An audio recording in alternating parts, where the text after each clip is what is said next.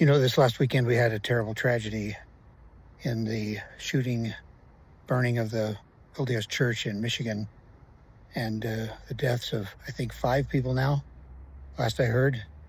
And they think they've got everybody else accounted for, but several are still wounded. Totally a tragedy.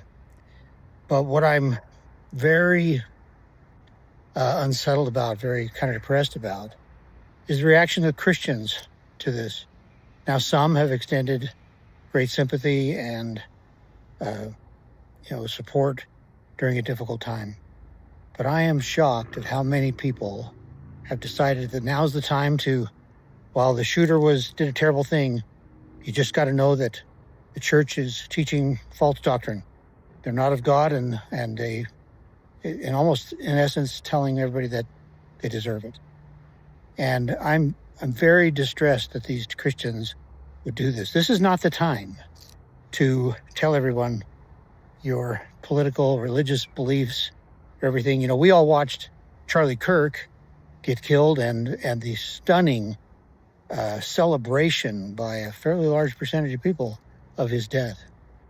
And yet these Christians are doing the same thing.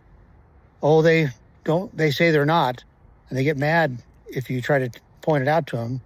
They just claim, we just got to make sure everybody knows it's incorrect. No. What Christ would do would show sympathy during a time of tragedy. He wouldn't take this time to shove doctrine down everybody's throats and, in essence, show no sympathy. He would show sympathy. And if you really are a Christian, I'm telling you, you need to repent.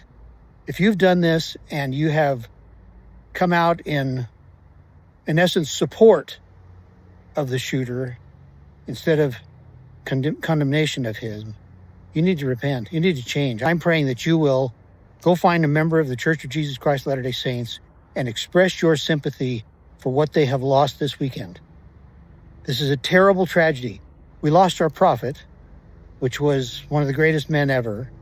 And although not unexpected, he was 101 years old, and we already know who his replacement is, Dallin H. Oaks. But, we all miss him. We love him.